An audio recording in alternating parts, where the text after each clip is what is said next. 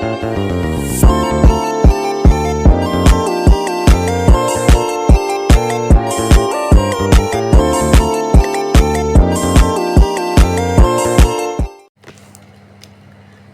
siang semuanya. Sebelumnya izin memperkenalkan diri. Nama saya Indah Ompusunggu, NPM 2314071085. Saya dari kelas TEP C. Di video ini saya akan mempresentasikan yaitu cara kerja mesin 4 tak. Pengertian mesin 4 tak. Mesin 4 tak adalah jenis mesin pembakaran yang digunakan dalam kendaraan bermotor seperti sepeda motor dan mobil. Penanganan mesin kendaraan harus disesuaikan dengan cara kerja mesin 4 tak agar tidak salah mendeteksi efisiensi bahan bakar.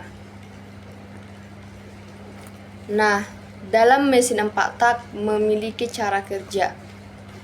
Yang pertama itu ada cara kerja tahap pemasukan. Tahap pemasukan ini yaitu cara kerja mesin 4 tak yang paling awal, yaitu pembukaan katup masuk di mana campuran udara dan bahan bakar masuk ke dalam silinder mesin. Dan yang kedua itu ada tahap kompresi. Tahap kompresi ini yaitu setelah udara masuk ke dalam silinder mesin, katup masuk dan keluar akan ditutup.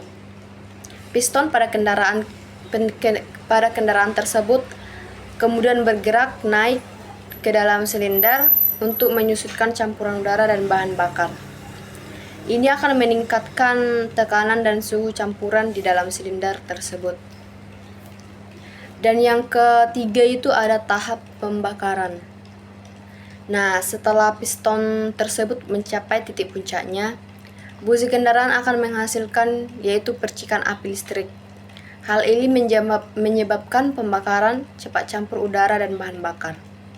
Energi pembakaran ini akan mendorong piston turun ke dalam silinder. Dan yang keempat itu ada tahap pembuangan. Nah, setelah pembakaran selesai, katup keluar itu akan dibuka dan piston akan mulai naik lagi. Gas-gas pembakaran yang tersisa dikeluarkan dari silinder melalui katup luar.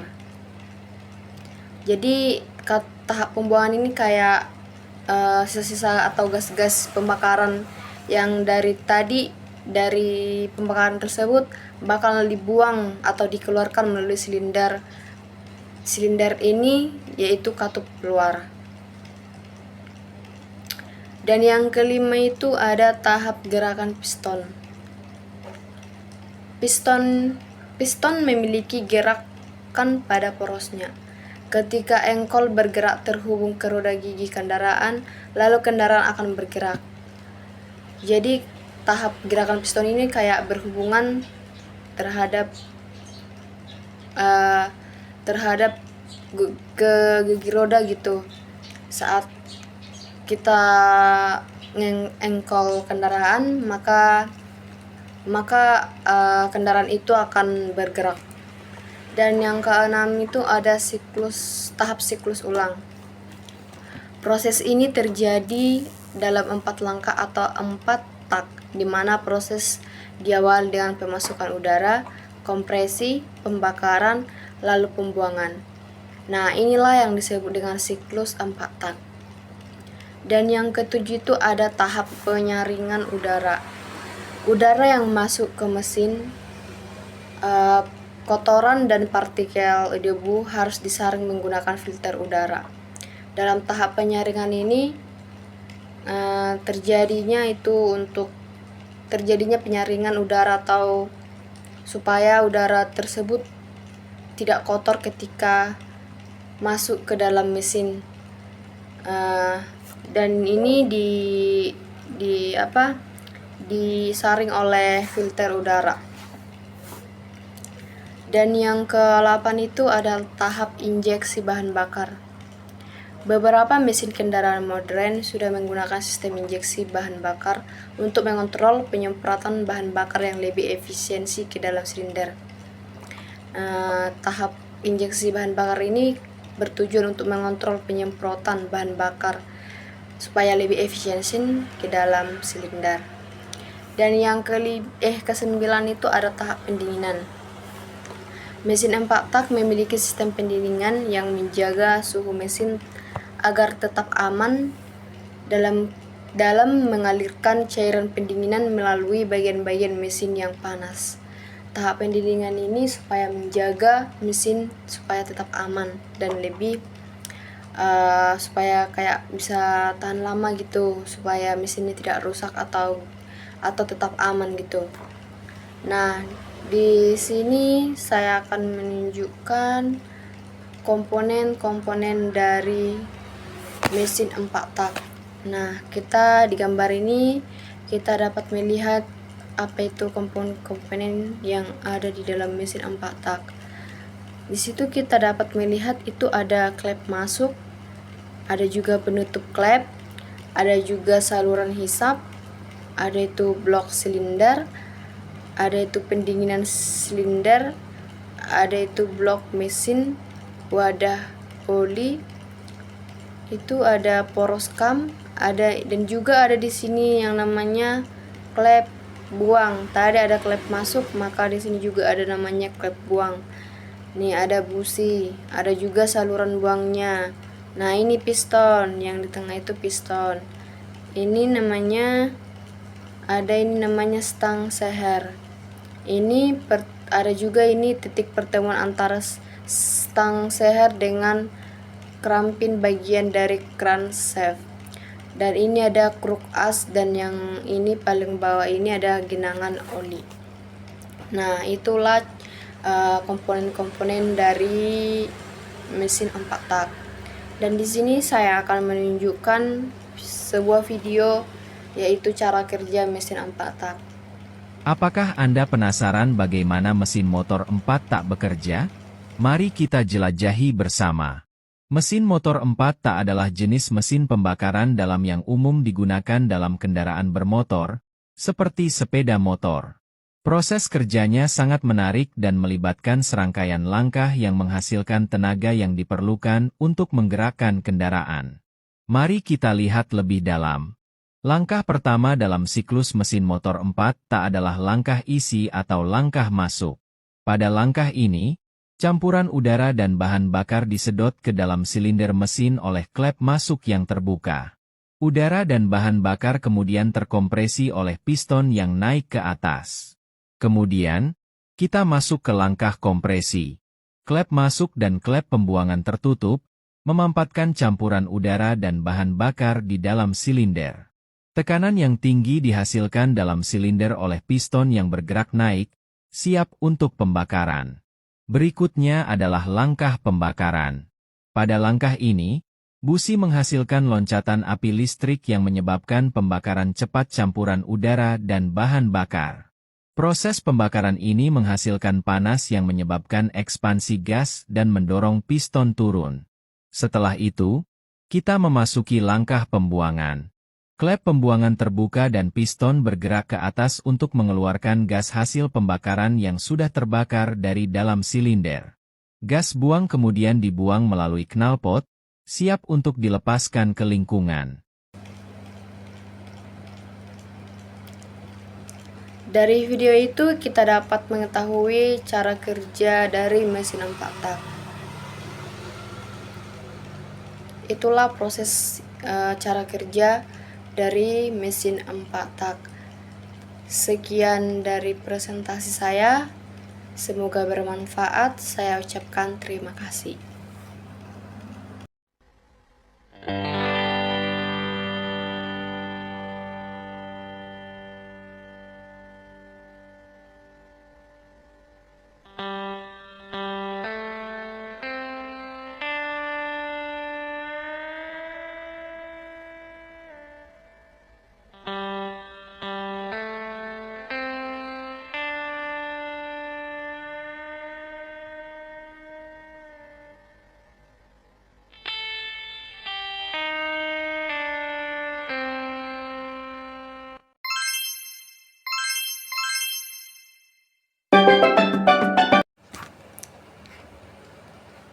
semuanya, selamat malam.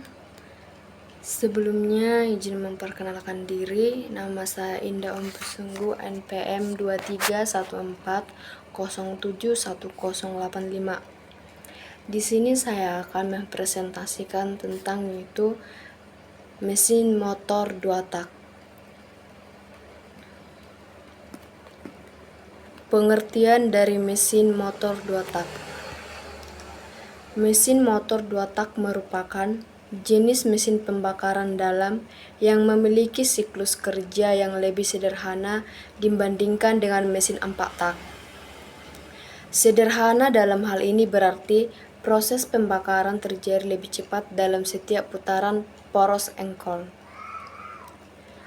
Nah, prinsip kerja mesin 2 tak ini ada itu yang namanya isap dan kompresi. Isap dan kompresi ini yaitu ketika piston bergerak dari titik mati bawah atau TMB ke titik mati atas atau TMA. Campuran udara dan bahan bakar masuk ke ruang engkol melalui saluran masuk. Pada saat yang sama, campuran dari siklus sebelumnya terkompresi di ruang bakar. Nah, ada juga ini prinsip kerja mesin 2 tak itu pembakaran dan buang. Prinsip kerja pembakaran dan buang ini yaitu ketika piston bergerak dari TMA ke TMB. Campuran yang terkompresi terbakar akibat percikan busi. Tekanan hasil pembakaran mendorong piston ke bawah, sekaligus membuka saluran buang sehingga gas buang dapat keluar. Itulah prinsip kerja dari mesin 2 tak.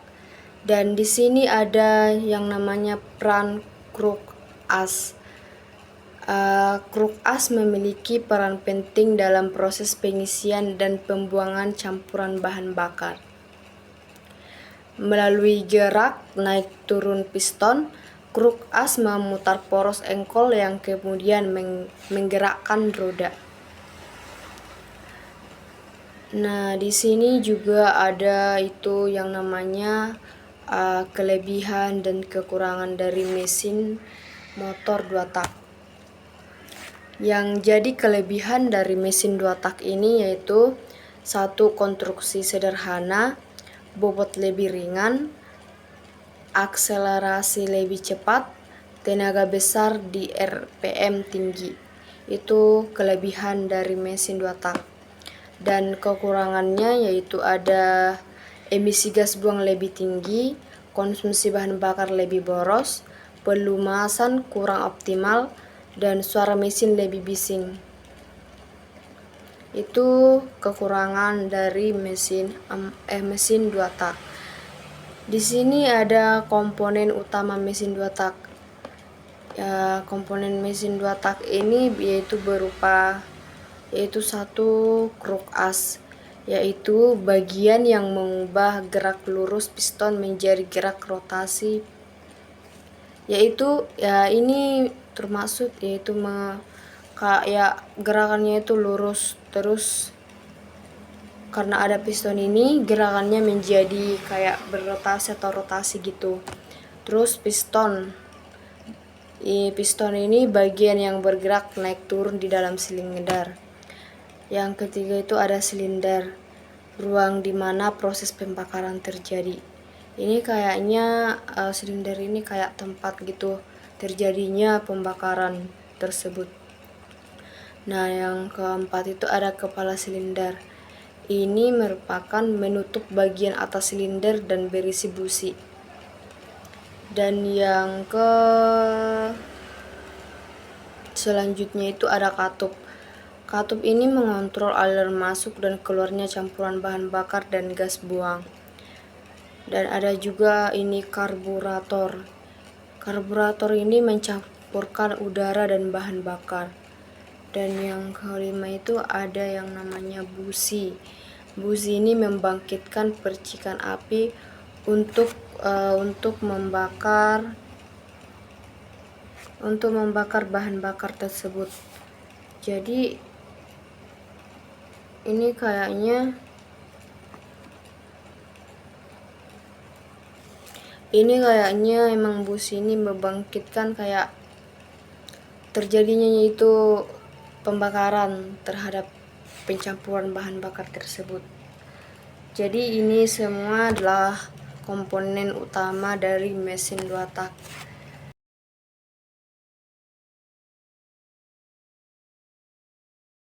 Pada mesin 2 tak terdapat dua saluran, yakni saluran intake dan saluran exhaust.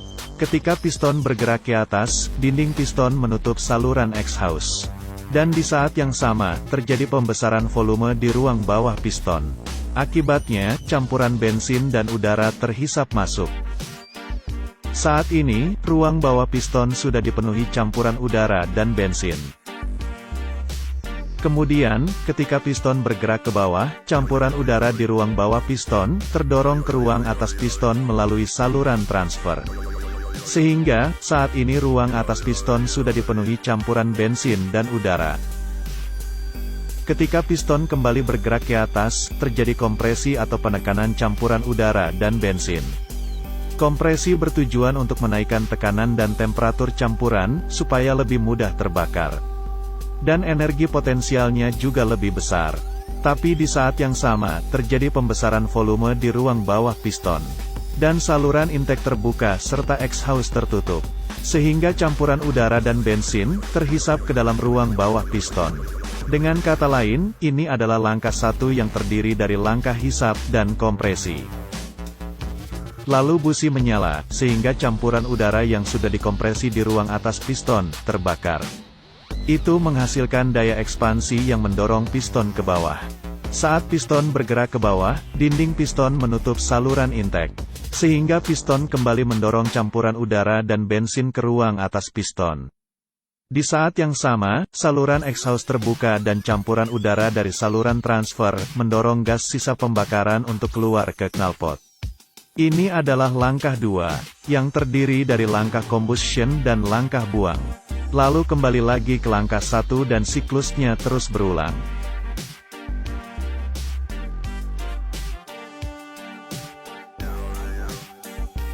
Itulah penjelasan tentang mesin 2 tak. Subscribe channel ini dan semoga bermanfaat.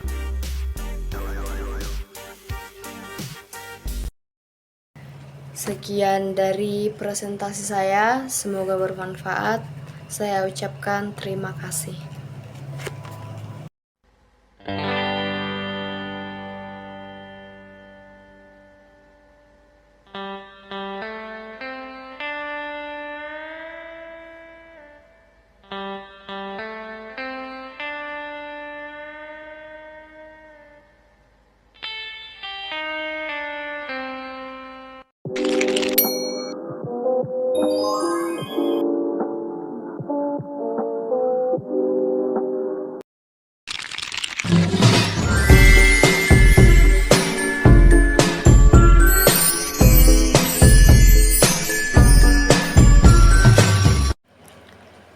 Selamat malam semuanya.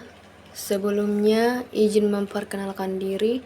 Nama saya Indah Om Pesunggu, NPM 2314071085. Saya dari kelas TEP C. Di sini saya akan mempresentasikan video tentang yaitu motor bakar 4 tak solar atau diesel. Motor bakar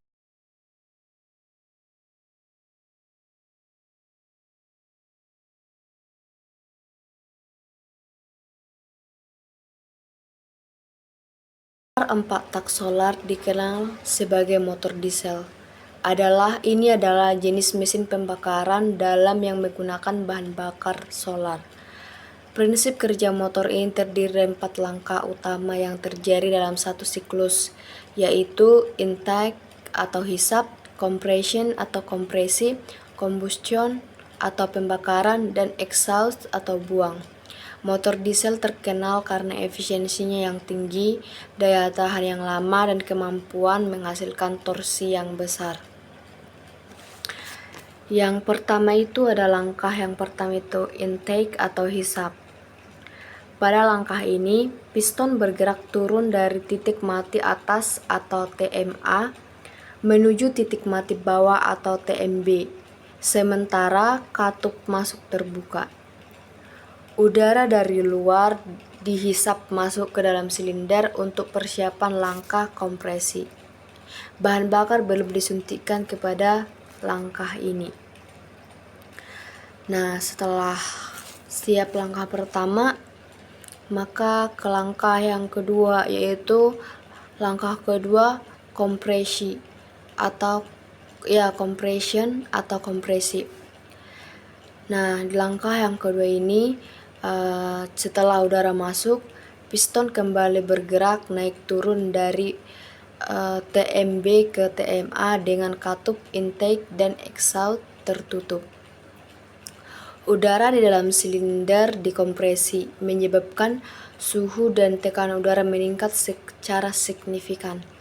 Langkah ini meningkatkan efisiensi pembakaran bahan bakar. Dan yang ketiga ada itu langkah combustion atau pembakaran.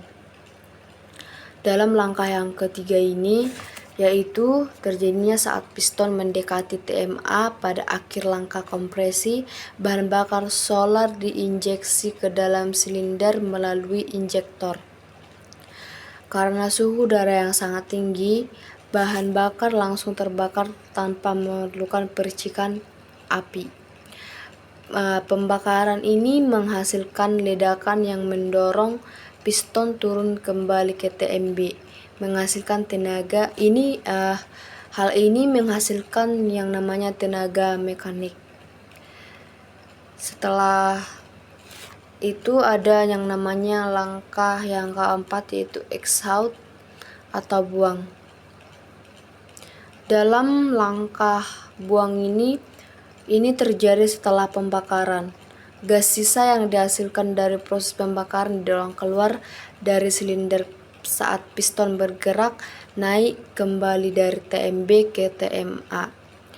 Katup buang terbuka dan sisa-sisa gas dibuang melalui knalpot. Setelah itu siklus kembali ke langkah pertama. Ini ada yang namanya komponen dari motor bakar diesel.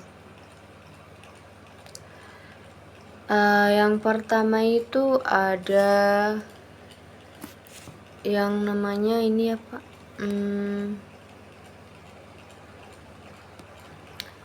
Ada itu blok silinder.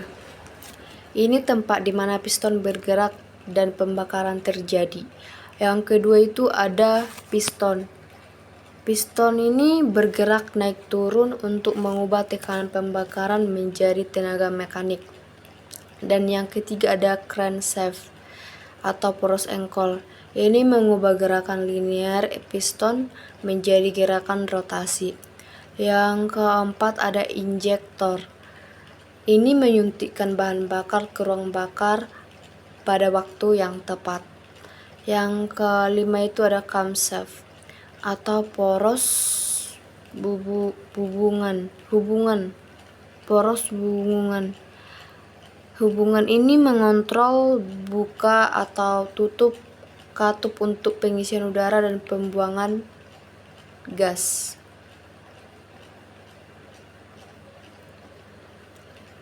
Ini ada efisiensi bahan bakar.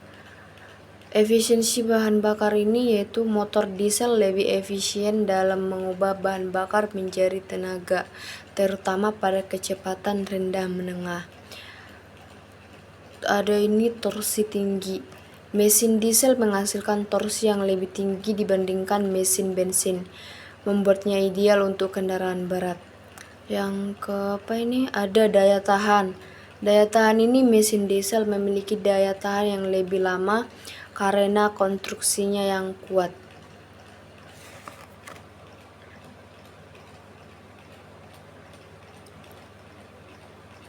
Kekurangan dari motor diesel ada ini berat.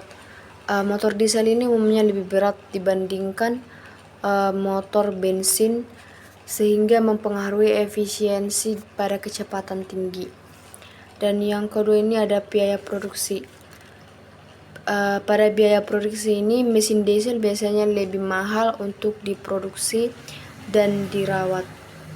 Yang ketiga ini ada emisi.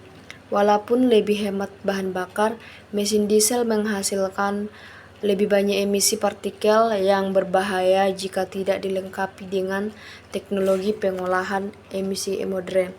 Itu kekurangan atau minusnya dari motor bakar diesel.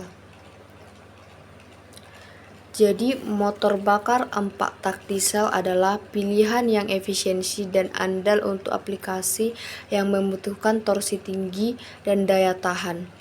Meskipun lebih mahal dan berat, keuntungan yang ditawarkan oleh mesin diesel ini membuat ideal untuk penggunaan di berbagai industri, terutama dalam transportasi dan pembangkitan listrik. Jadi itulah hasil presentasi video saya tentang motor bakar 4 tak diesel.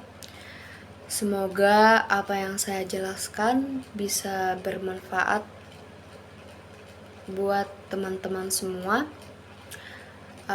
Sekian dari video saya ini. Terima kasih telah menonton. Saya ucapkan terima kasih.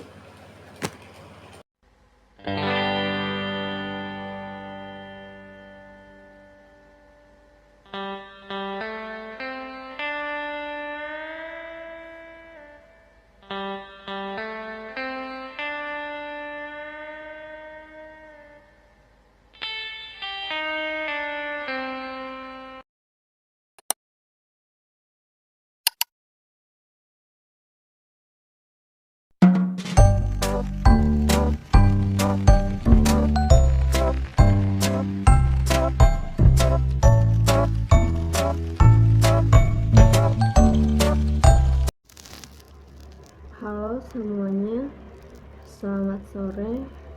Di sini saya akan mempresentasikan yaitu tentang sistem penyaluran bahan bakar bensin dan diesel.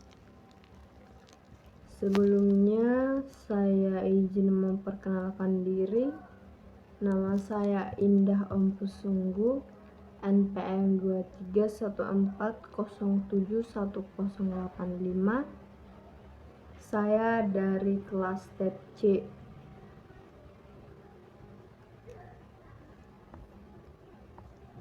Saya akan mempresentasikan sistem penyaluran bahan bakar bensin dan diesel.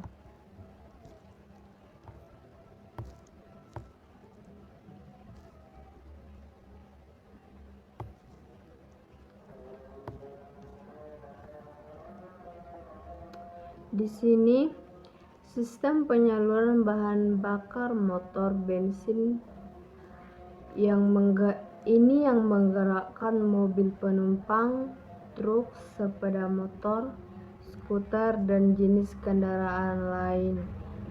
Dewasa ini merupakan perkembangan dan perbaikan dari mesin yang semula dikenal dengan motor Otto. Di sini ada komponen sistem bahan bakar motor bensin. Sistem bahan bakar motor bensin ini pada umumnya terdiri dari tangki bahan bakar, saringan bahan bakar, pipa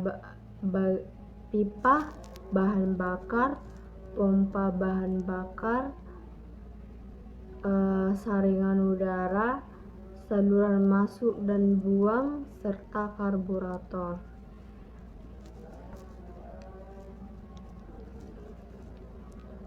Di sini ada prinsip kerja karburator. Karburator bekerja berdasarkan pada hukum Bernoulli yang menyatakan jika suatu fluida dipercepat, maka tekanan fluida tersebut akan turun. Untuk mempercepat aliran fluida tersebut, maka di dalam karburator dibuat venturi, yaitu bagian menyempit.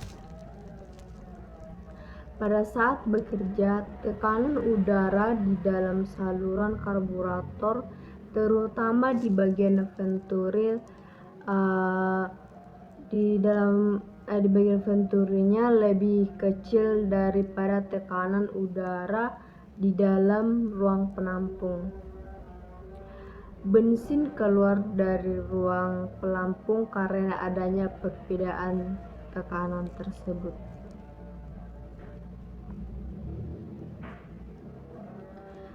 Dan di sini ada perlengkapan atau apa aja yang ada di dalam karburator tersebut. Nah, yang ada di dalam karburator tersebut terdiri dari pengabut, klep gas, klep udara, klep cuk otomatis, ruang pelampung, pengapung, pemancar utama, pemancar percepatan, dan pemancar penghidup.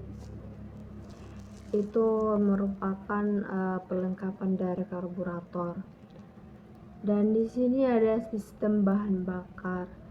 Sistem bahan bakar terdiri dari sistem suplai bahan bakar dan sistem penakar bahan bakar. Sistem suplai bahan bakar berfungsi mengalirkan bahan bakar dari tangki ke sistem penakar bahan bakar. Di sini ada sistem bahan bakar diesel. Fungsi sistem bahan bakar diesel adalah untuk menyuntikkan sejumlah bahan bakar yang diatomisasi dan bertekad ke dalam setiap silinder mesin pada waktu yang tepat.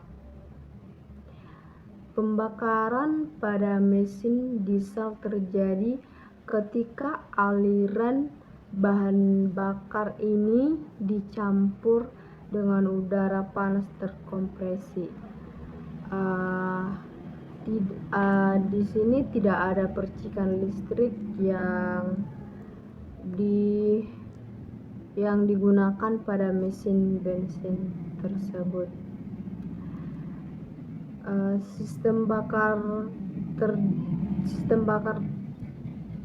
bakar itu terdiri dari komponen-komponen. Yang pertama itu ada tangki bahan bakar, yang kedua itu ada saluran bahan bakar, yang ketiga itu ada filter bahan bakar, dan yang keempat itu ada pompa transfer bahan bakar.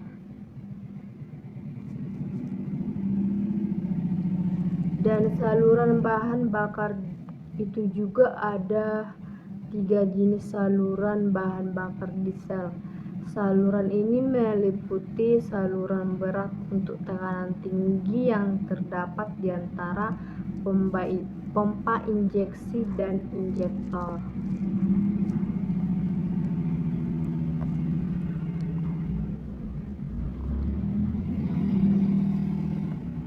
Di sini ada filter bahan bakar.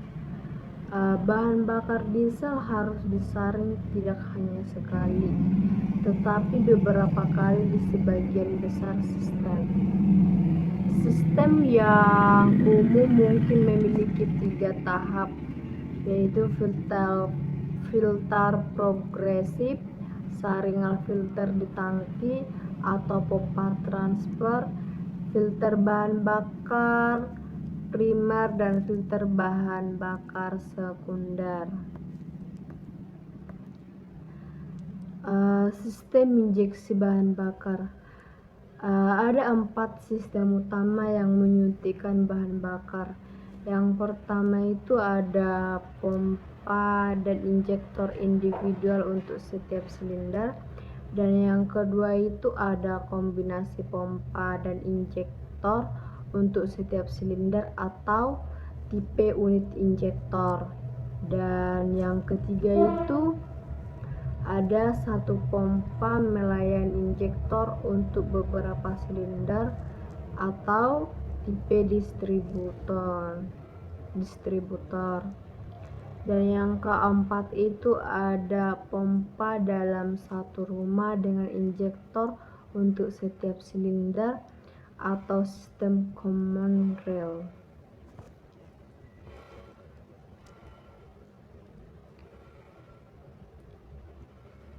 Di sini ada yang namanya injektor bahan bakar. Injektor bahan bakar diesel bisa dibilang merupakan komponen sistem bahan bakar yang paling penting. Tugas dari injektor ini yaitu untuk menyalurkan bahan bakar bertekanan dan teratomisasi dalam jumlah yang tepat ke setiap silinder. Itulah pengertian atau definisi dari injektor bahan bakar diesel. Dan di sini ada yang namanya solar. Bahan bakar solar ini merupakan bahan bakar yang digunakan dalam mesin diesel berkecepatan tinggi modern yang berasal dari residu minyak mentah yang lebih berat yang tersisa setelah bahan bakar yang lebih mudah menguap seperti bensin dihilangkan selama proses penyulingan. Jenis bahan bakar diesel yang paling umum adalah 2D dan yang lebih dikenal sebagai ultra low sulfur diesel atau ULSD. Itulah yang dinamakan dengan solar. Jadi sekian dari presentasi video yang saya sampaikan. Semoga apa yang saya sampaikan itu dapat bermanfaat bagi kita semua. Sekian dari video saya ucapkan terima kasih.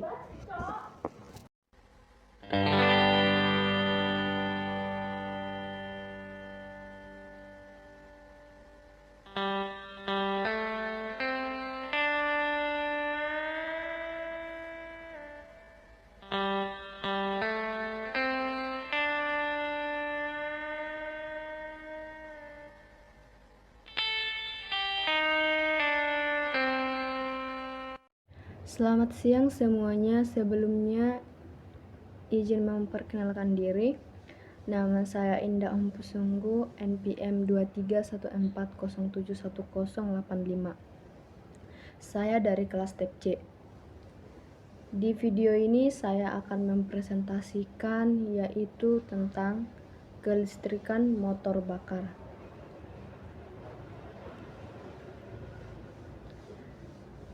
Jadi kita langsung masuk aja pada materinya. Kelistrikan pada motor bakar mencakup berbagai sistem yang saling bekerja untuk mendukung performa mesin. Sistem kelistrikan pada motor bakar adalah sistem kompleks yang melibatkan berbagai komponen untuk mengoperasikan mesin, pencahayaan, pengapian, dan fitur jalannya. Komponen ini bekerja bersama-sama untuk menghasilkan dan mengelola arus listrik yang diperlukan energi kendaraan agar bisa berfungsi dengan baik. Tanpa sistem kelistrikan yang baik, motor tidak bisa berfungsi optimal, bahkan tidak bisa dihidupkan.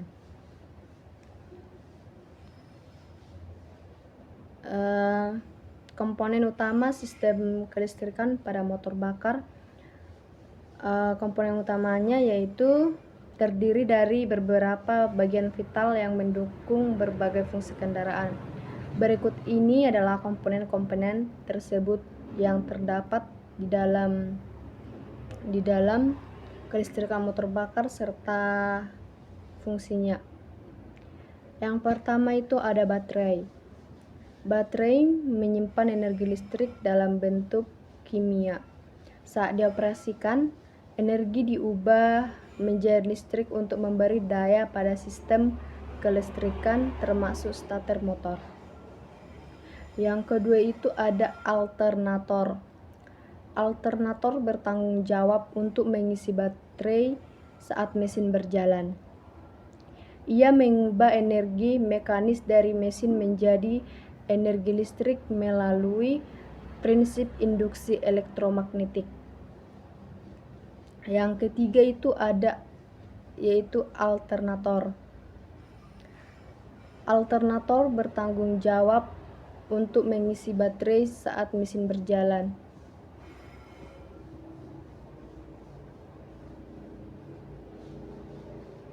Ya itu yang kedua ya, yang salah. Yang ketiga itu ada starter motor. Starter motor ini digunakan untuk memutar poros engkol saat pertama kali menghidupkan mesin serta starter mendapatkan daya dari baterai. Yang keempat ini ada ignition coil.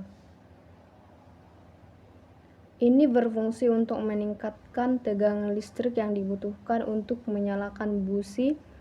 Tegangan baterai yang rendah ditingkatkan menjadi tegangan tinggi untuk memicu percikan api. Yang kelima itu ada distributor atau pada sistem pengapian konvensional. Komponen ini membagikan tegangan tinggi dari ignition coil ke setiap busi pada waktu yang tepat dalam siklus kerja mesin.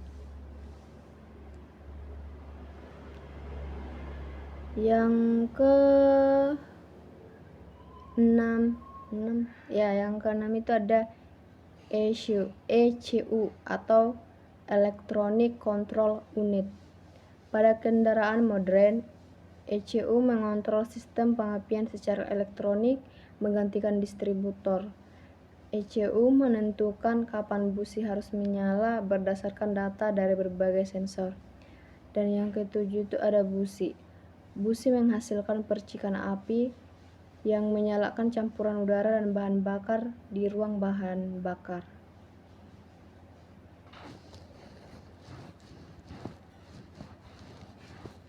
Di sini ada sistem kelistrikan.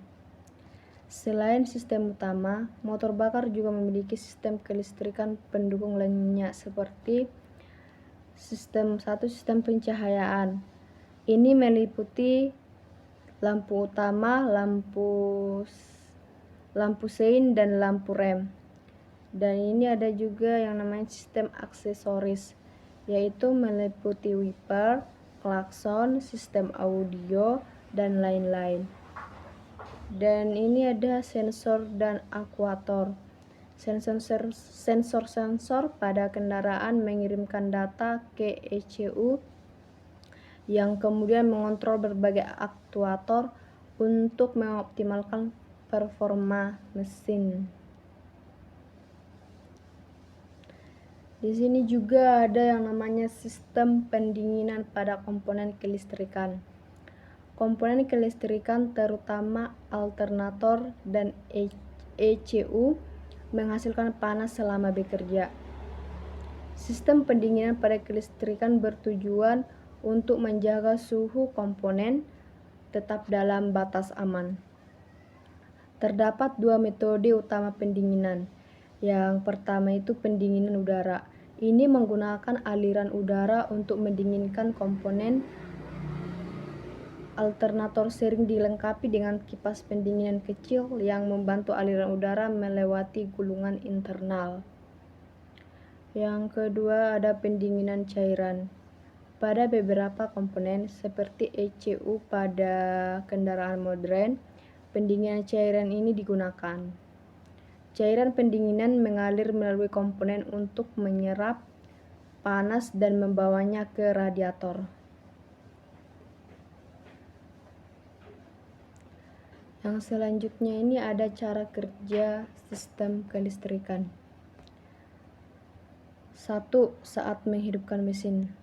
Ketika kunci kontak diputar ke posisi start, arus dan baterai mengalir ke starter motor, memutar mesin hingga nyala.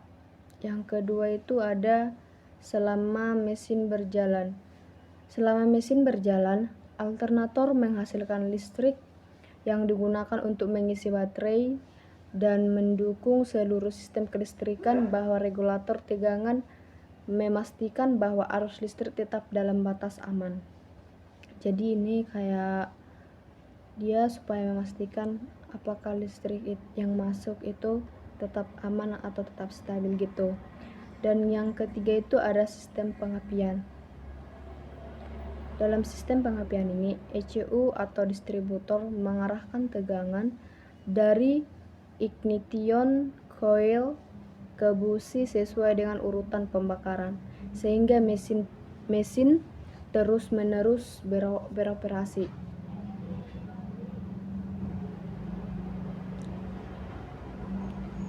Selanjutnya ada sistem pengisian. Sistem pengisian ini merupakan komponen penting dalam menjaga baterai tetap terisi dan menyediakan daya listrik saat mesin bekerja. Sistem ini meliputi yaitu satu alternator. Alternator ini mengubah energi mekanis yang dihasilkan oleh mesin energi listrik. Yang kedua itu ada regulator tegangan. Regulator tegangan ini yaitu untuk mengontrol jumlah arus yang dihasilkan oleh alternator agar tidak terlalu tinggi dan merusak komponen lain. Jadi itu penjelasan dari tentang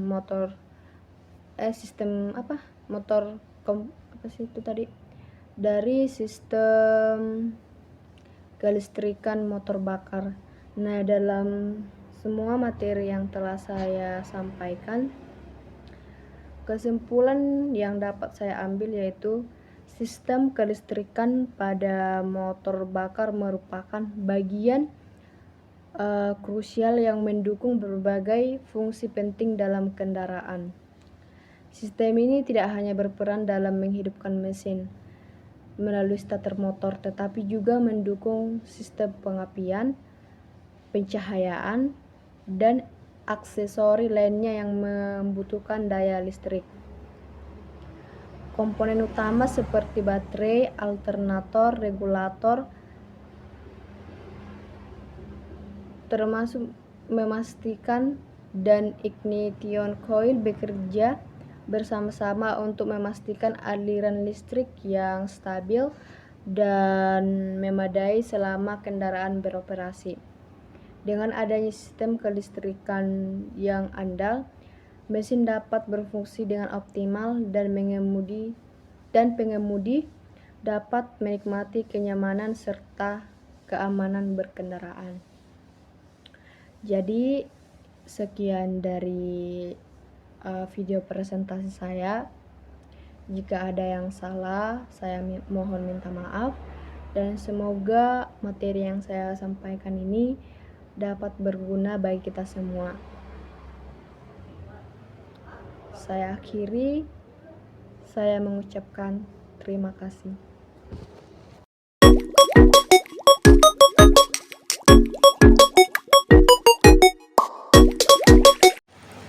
Selamat sore semuanya. Di sini saya akan mempresentasikan yaitu materi tentang sistem transmisi dan pelumasan. Namun sebelumnya saya memperkenalkan diri dulu. Nama saya Indah Ompusunggu, NPM 2314071085. Saya dari kelas TEP C. Kita langsung aja ke materi. Di sini ada sistem transmisi. Sistem transmisi dalam otomotif adalah sistem yang berfungsi untuk konversi torsi dan kecepatan atau putaran dari mesin menjadi torsi dan kecepatan yang berbeda-beda untuk diteruskan ke penggerak akhir. Konversi ini mengubah kecepatan putar yang tinggi menjadi lebih rendah tetapi lebih bertenaga atau sebaliknya. Di sini ada fungsi transmisi. Secara umum, transmisi sebagai salah satu komponen sistem pemindahan tenaga atau powertrain. Ini mempunyai fungsi sebagai berikut. Yang pertama itu ada meneruskan tenaga atau putaran mesin dari kopling ke poros propeller. Yang kedua itu ada merubah momen yang dihasilkan mesin sesuai dengan kebutuhan atau beban mesin dan kondisi jalan. Yang ketiga, merubah momen yang dihasilkan mesin sesuai dengan kebutuhan atau beban mesin dan kondisi jalan. Di sini ada transmisi manual.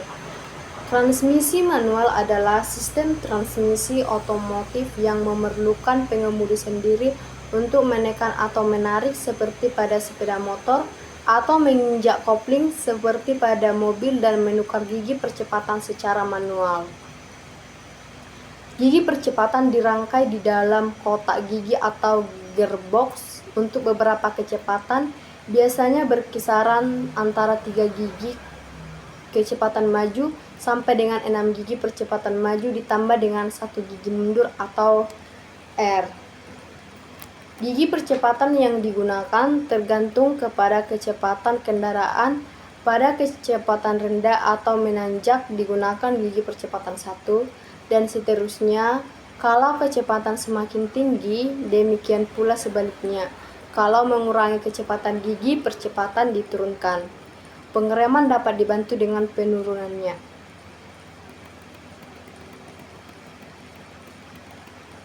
Di sini ada prinsip kerja transmisi manual.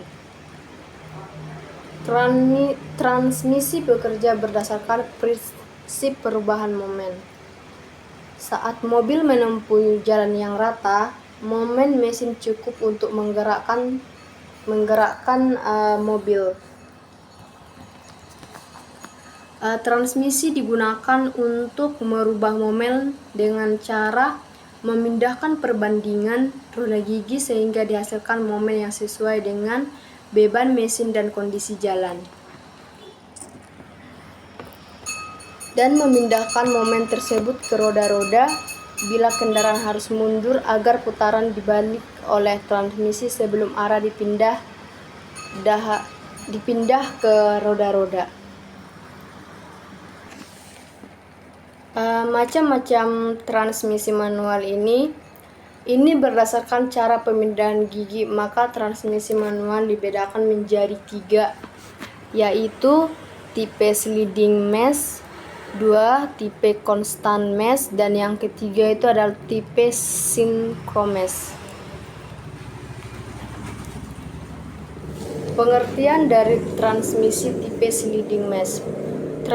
Transmisi tipe sliding mesh adalah jenis transmisi manual yang cara kerja dalam pemindahan gigi dengan cara menggeser langsung roda gigi input dan outputnya. Transmisi ini jarang digunakan karena mempunyai kekurangan. Kekurangannya yaitu yang pertama, perpindahan gigi tidak dapat dilakukan secara langsung atau memerlukan waktu beberapa saat untuk melakukan perpindahan gigi. Yang kedua, hanya dapat menggunakan salah satu jenis roda gigi. Dan yang ketiga, ada suara yang kasar saat terjadinya perpindahan gigi. Yang kedua itu transmisi tipe constant mesh. Pengertian dari transmisi tipe constant mesh adalah jenis transmisi manual yang cara kerja dalam pemindahan giginya memerlukan bantuan kopling geser agar terjadi perpindahan tenaga poros input ke poros outputnya. Transmisi jenis constant mesh antara roda gigi input dan outputnya ini selalu berkaitan, tetapi roda gigi output tidak satu poros dengan poros output transmisi. Tenaga akan diteruskan ke poros output melalui mekanisme kopling. Transmisi ini memungkinkan untuk menggunakan roda gigi lebih dari satu jenis. Yang ketiga ada transmisi tipe synchromesh. Transmisi tipe sinkromes adalah transmisi manual dengan cara kerja perpindahan giginya terlebih dahulu menyamakan putaran antara roda gigi penggerak atau input dan kemudian baru roda gigi yang digerakkan atau output.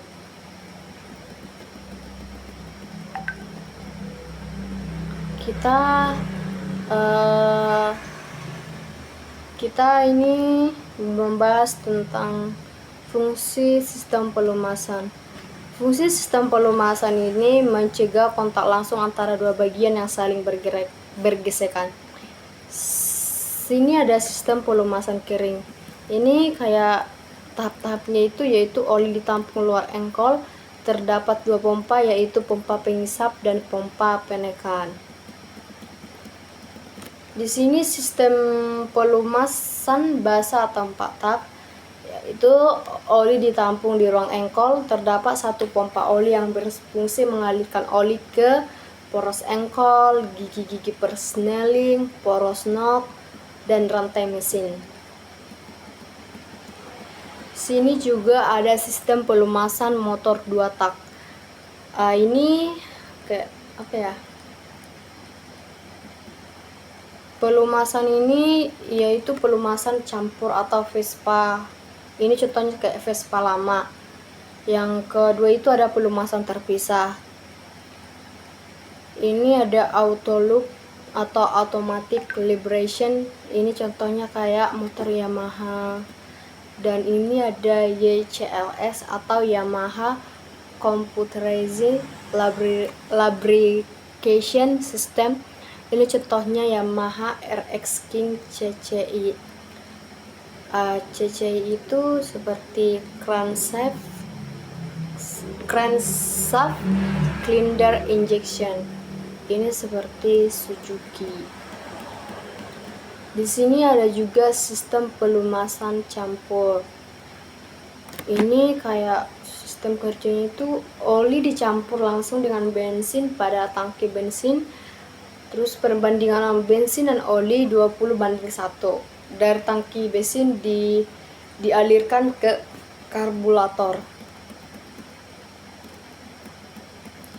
Jadi itulah sedikit penjelasan atau presentasi saya dari materi sistem transmisi dan pelumasan. Jika saya ada kesalahan dalam menyampaikan materi tersebut, saya minta maaf dan semoga materi yang saya sampaikan ini dapat bermanfaat bagi kita semua. Dan videonya sampai di sini saya akhiri. Terima kasih.